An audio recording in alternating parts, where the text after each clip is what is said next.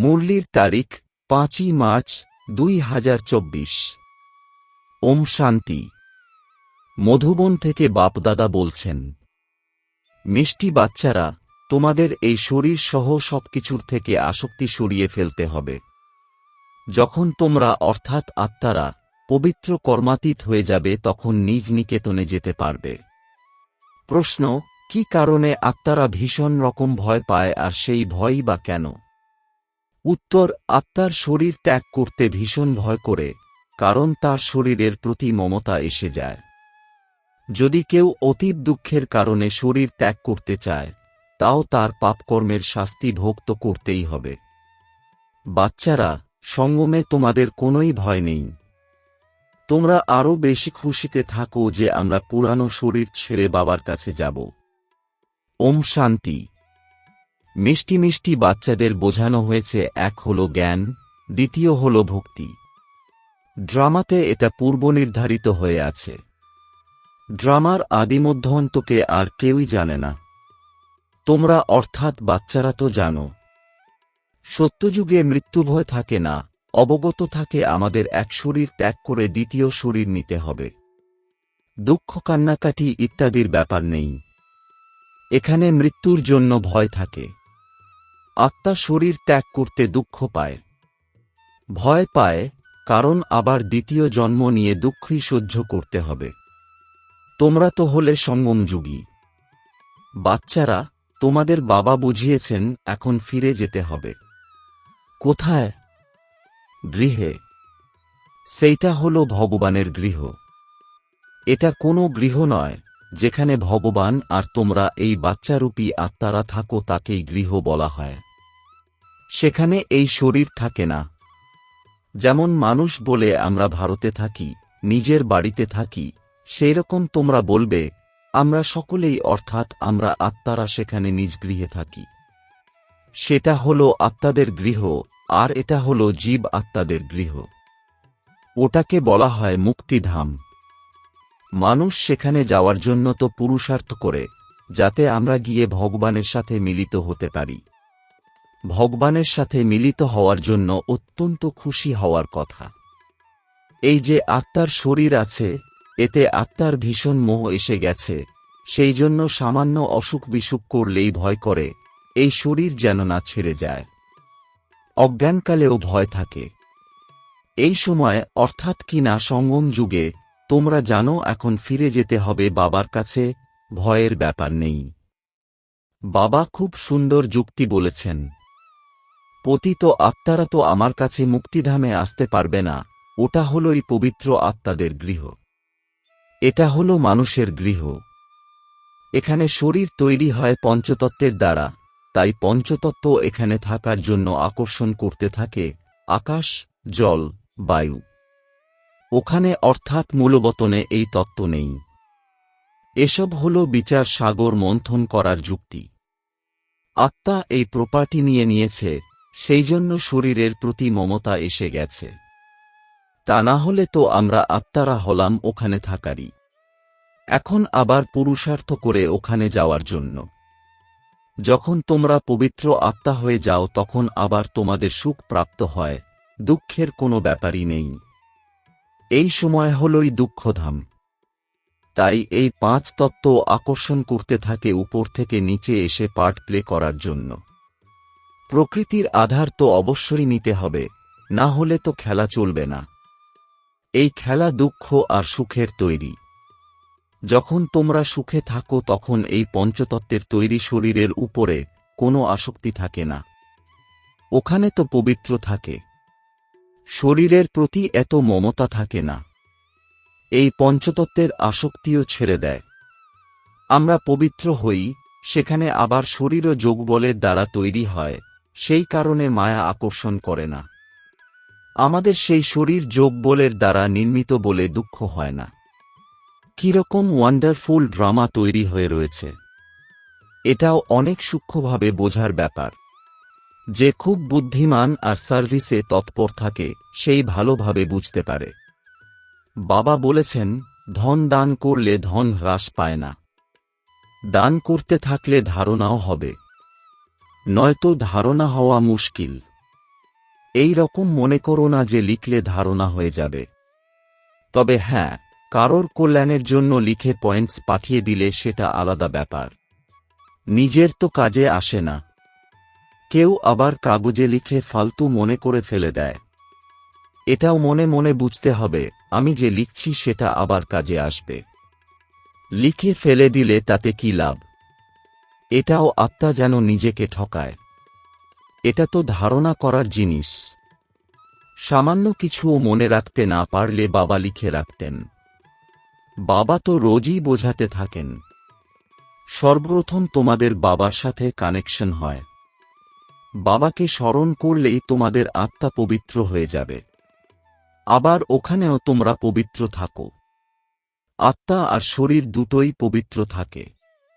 আবার সেই শক্তি অর্থাৎ পবিত্রতার বল নিঃশেষ হয়ে গেলে পঞ্চতত্ত্বের শক্তি আত্মাকে আকর্ষণ করে। আত্মার গৃহে ফিরে যাওয়ার জন্য শরীরকে ছেড়ে দিতে মন চায়। তোমরা পবিত্র হয়ে শরীর ঐরকমভাবে সহজেই ত্যাগ করবে যেমন মাখন থেকে একটা চুলকে টেনে বের করা যায়। বাচ্চারা, তোমাদের সমস্ত জিনিসের প্রতি এমনকি নিজের শরীরের প্রতিও আসক্তি ত্যাগ করতে হবে। আমরা আত্মারা বিনা শরীরেই এসেছিলাম, আমরা পিওর ছিলাম। এই দুনিয়ার সাথে মমতা ছিল না। ওখানে শরীর ত্যাগ করলে কেউ কাঁদে না। কোনো কষ্ট বা অসুখ নেই। শরীরের প্রতি আসক্তি নেই। যেরকম আত্মা পার্ট প্লে করে, এক শরীর বৃদ্ধ হলে তখন আবার দ্বিতীয় শরীর ধারণ করে নিজের পার্ট প্লে করার জন্য। ওখানে তো রাবণ রাজ্যই নেই। তবে এই সময় বাবার কাছে যেতে হৃদয় চায়। বাবা বলেন, আমাকে স্মরণ করো। এই জ্ঞান তোমাদের বুদ্ধিতে আছে। বাবা বলেন, পবিত্র হয়ে আমার কাছে আসতে হবে। এখন সবাই পতিত, সেই কারণে পাঁচ তত্ত্বের পুতুলের উপরে মোহ এসে যায়, একে ত্যাগ করতে মন চায় না। নইলে তো বিবেক বলে, শরীর চলে গেলে আমরা বাবার কাছে চলে যাব। এখন পুরুষার্থ করতে হবে, আমাদের যে পবিত্র হয়ে বাবার কাছে যেতে হবে। বাবা বলেছেন, তোমরা তো আমার ছিলে, এখন আবার আমাকে স্মরণ করো, তবে আত্মা পবিত্র হয়ে যাবে, আবার এই শরীর ধারণ করতেও কোনো কষ্ট হবে না। এখন শরীরের প্রতি মোহ আছে, তাই ডাক্তার ইত্যাদিদের ডাকা হয়। তোমাদের তো খুশিতে থাকা চাই যে আমরা বাবার কাছে যাচ্ছি। এই শরীরের সাথে এখন আমাদের সংযোগ নেই। এখানে আমরা শরীর পেয়েছি পার্ট প্লে করার জন্য। ওখানে আত্মা আর শরীর দুটোই স্বাস্থ্যকর হয়। দুঃখের লেশ মাত্র থাকে না। তবে বাচ্চাদের অনেক পুরুষার্থ করার প্রয়োজন। এ সময় আমরা যখন বাবার কাছে যাই, তবে আমরা এই শরীর পরিত্যাগ করেই যাই না কেন। তবে যতক্ষণ না যোগ করে পবিত্র হবে, কর্মাতীত অবস্থা না হবে, তো যেতেও পারবে না। এই ভাবনা অজ্ঞানী মানুষের আসবে না, তোমাদের অর্থাৎ বাচ্চাদের আসবে। এখন আমাদের যেতে হবে। পূর্বে তো আত্মার মধ্যে শক্তি থাকে, খুশি থাকে, কখনো ভীতি থাকে না। এখানে দুঃখ আছে, সেই জন্য মানুষ ভক্তি ইত্যাদি করে, কিন্তু ফিরে যাওয়ার পথ চেনে না। যাওয়ার পথ তো এক বাবাই বলেন। আমরা বাবার কাছে যাব, এর জন্য খুশি থাকি। বাবা বোঝান, এখানে তোমাদের শরীরে মোহ আছে, এই মোহ বের করে দাও। এটা তো পঞ্চতত্ত্বের দ্বারা নির্মিত শরীর, এসব হলো মায়া। এই চোখের দ্বারা আত্মা যা কিছু দেখে সবই মায়া আর মায়া। এখানে প্রতিটি জিনিসে দুঃখ আছে। কত খারাপ! স্বর্গে তো শরীরও ফার্স্ট ক্লাস, মহলও ফার্স্ট ক্লাস পাওয়া যাবে। দুঃখের ব্যাপারই নেই।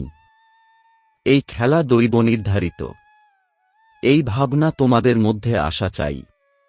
বাবা বলেন, তারা যদি কিছু নাও বোঝে, আচ্ছা তবে তাদের বলো, বাবাকে স্মরণ করলে বিকর্ম বিনাশ হয়ে যাবে, স্বর্গে চলে যাবে। আমরা তো হলাম আত্মা। এই শরীর রূপী পুচ্ছ পরবর্তীকালে প্রাপ্ত করেছি, আমরা এতে আটকে পড়ব কেন? বাবা বোঝান, একে রাবণ রাজ্য বলা হয়। রাবণ রাজ্যে দুঃখ আর দুঃখ। সত্যযুগে দুঃখের কোনো ব্যাপার নেই।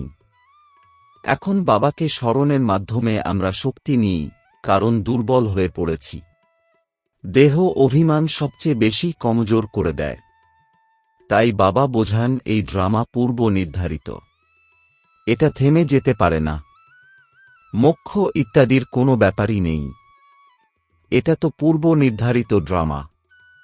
বলা হয়ে থাকে, চিন্তা কেন করো, যা হওয়ার তা তো হবেই। যা পাস্ট হয়ে গেছে সেটা আবার হবেই। চিন্তার কোনো ব্যাপার নেই। সত্যযুগে খারাপ কিছু হয় না। এখানে চিন্তা লেগেই আছে। বাবা বলেন এটা তো হলো ড্রামা। বাবা তো পথ বলেই দিয়েছেন। এইরকমভাবে তোমরা আমার কাছে পৌঁছে যাবে। মাখন থেকে চুল বের হয়ে যাবে, অর্থাৎ শরীর থেকে আত্মা সহজে বেরিয়ে যাবে। শুধুমাত্র তোমরা আমাকে স্মরণ করলে আত্মা পবিত্র হয়ে যাবে। পবিত্র হওয়ার আর কোনো যুক্তি নেই। এখন তোমরা মনে করো আমরা রাবণ রাজ্যে বসে আছি। ওটা অর্থাৎ সত্যযুগ হল ঈশ্বরীয় রাজ্য। এই খেলা ঈশ্বরীয় রাজ্য আর রাবণ রাজ্যের। ঈশ্বর কিভাবে এসে স্থাপনা করেন এটা কারও জানা নেই। বাবাকেই জ্ঞানের সাগর বলা হয়। তিনি এসেই সমস্ত কিছু বোধগম্য করান। এখন তোমরা সমস্ত জ্ঞান বুঝছ, পরে এই সমস্ত জ্ঞান ভুলে যাবে। যে পড়াশোনার দ্বারা আমরা এই পদ প্রাপ্ত করি, এসবই ভুলে যাই। স্বর্গে গেল আর এই নলেজ গুপ্ত হয়ে যায়। ভগবান দ্বিমুকুটধারী কিভাবে বানিয়েছেন, তারাই শেখা জানে না। তারাই যদি না জানে, তো শাস্ত্র ইত্যাদি যারা পড়ে তারা আর কি জানবে? এমনকি এই নলেজ তাদের স্পর্শ করবে না। তোমরা এখানে এসে শোনো, তাই শীঘ্রই এই জ্ঞান তোমাদের স্পর্শ অর্থাৎ টাচ করে। এসব গুপ্ত। বাবা বাচ্চাদেরকে শোনান, কি দেখতে পাওয়া যাবে? বুঝতে পারা যায় আত্মাকে। কি দেখেছ? বুঝতে পারা যায় আত্মা আছে। দিব্য দৃষ্টির দ্বারা দেখা যেতে পারে। বাবা বলেন দেখলে কি বুঝবে? আত্মা তো হল ছোট বিন্দু। আত্মারা সংখ্যায় অনেক। 10-20টি আত্মার সাক্ষাৎকারও তোমরা করবে।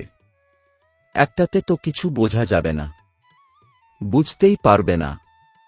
অনেকেরই সাক্ষাৎকার হয়। কি করে বুঝবে আত্মা না পরমাত্মা? এর পার্থক্য বোঝা যায় না। বসে বসে ছোট ছোট আত্মাদের দেখা যায়। একই আর বুঝতে পারা যায় আত্মা না পরমাত্মা। এখন তোমরা জানো এত ছোট আত্মাতে কত শক্তি। আত্মা হল মালিক, এক শরীর ছেড়ে দ্বিতীয় শরীরে প্রবেশ করে ভূমিকা পালন করবে বলে। প্রকৃতি কত বিস্ময়কর। শরীর অসুস্থ হয়ে পড়ে বা কেউ নিঃস্ব হয়ে পড়লে মনে করে এর থেকে তো ভালো শরীর ছেড়ে দেওয়া। আত্মা বের হয়ে গেলে দুঃখ থেকে মুক্তি পাবে। কিন্তু পাপের বোঝা তো মাথার উপরে, সেটা কিভাবে মুক্ত হবে? তোমরা পুরুষার্থ করোই যাতে স্মরণের দ্বারা পাপ বিনাশ হয়ে যায়। রাবণের কারণে অনেক পাপ হয়েছে, যার থেকে মুক্ত হওয়ার পথ বাবা বলে দিচ্ছেন। তিনি বলেন, শুধুমাত্র আমাকে স্মরণ করতে থাকো। স্মরণ করতে করতে শরীর ত্যাগ হয়ে যাবে। তোমাদের পাপ ইত্যাদি সব শেষ হয়ে যাবে। স্মরণ করাটাও মাসির বাড়ি যাওয়ার মতো সহজ ব্যাপার নয়। আমাকে স্মরণ করতে গেলে মায়া তোমাদের খুবই উৎপীড়ন করে। বারে বারে আমাকে ভুলিয়ে দেয়। বাবা তাঁর অনুভবও শোনান। আমি অর্থাৎ ব্রহ্মা বাবা অনেক চেষ্টা করি, তবুও মায়া আমার স্মরণে বাধা সৃষ্টি করে। দুজনে অর্থাৎ বাবা আর দাদা একসাথে থাকা সত্ত্বেও একত্রিত থেকেও বারে বারে তাঁকে ভুলে যাই। এটা খুব কঠিন। বারংবার এটা সেটা বা অমুকের কথা এসব স্মরণ হয়। তোমরা তো খুব ভালো পুরুষার্থ করছ। কেউ আবার বড় বড় গল্প শোনায়। 10-15 দিন চার্ট লেখে, তারপর ছেড়ে দেয়। এর জন্য খুব সতর্কতা রাখতে হয়। বোঝাই যায় যখন তোমরা সম্পূর্ণ পবিত্র হয়ে যাবে, কর্মাতীত অবস্থায় পৌঁছবে, তখন তোমরা জিতবে। এটা তো হল ঈশ্বরীয় লটারি। বাবাকে স্মরণ করা, এ হল স্মরণের যোগসূত্র। এটা বুদ্ধি দ্বারা বুঝে নেওয়ার ব্যাপার। যদিও বা কেউ বলে আমরা বাবাকে স্মরণ করি, কিন্তু বাবা বলেন তাকে কিভাবে স্মরণ করতে হয় তাই জানো না।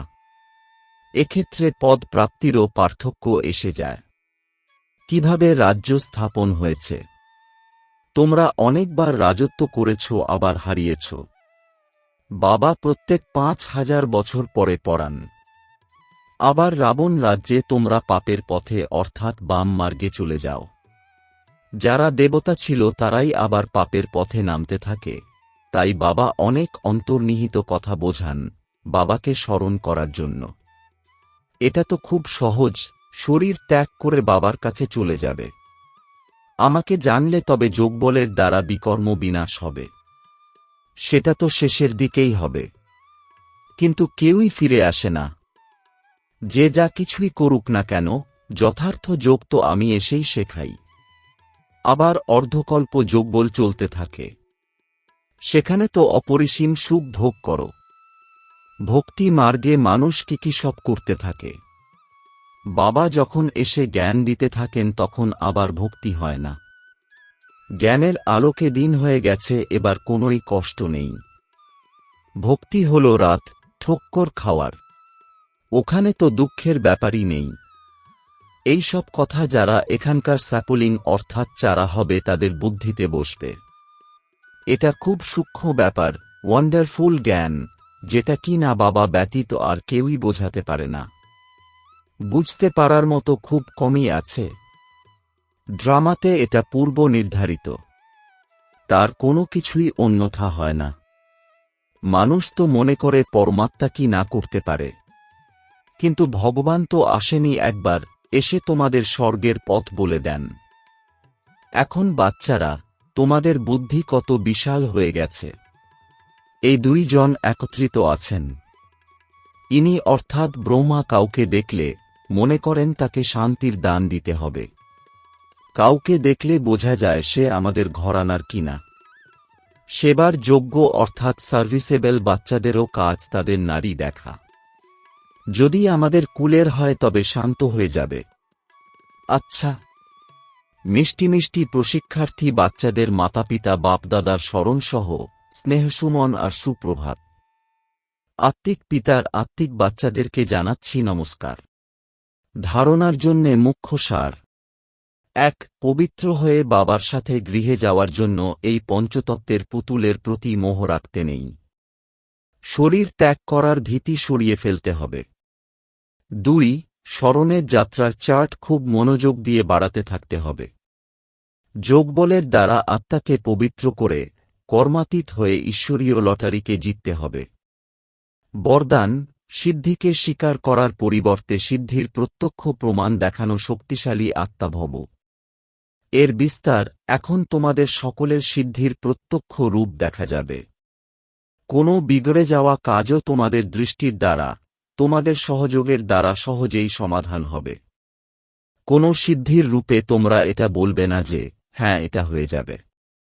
কিন্তু তোমাদের ডাইরেকশন শতই সিদ্ধি প্রাপ্ত করাতে থাকবে, তবেই প্রজা দ্রুত তৈরি হবে, সব দিক থেকে মন বুদ্ধি সরিয়ে নিয়ে তোমাদের কাছে আসবে। এই সিদ্ধির পার্ট এখন চলবে, কিন্তু তার আগে এতটা শক্তিশালী হও যে সিদ্ধিকে স্বীকার করবে না, তবে প্রত্যক্ষতা হবে।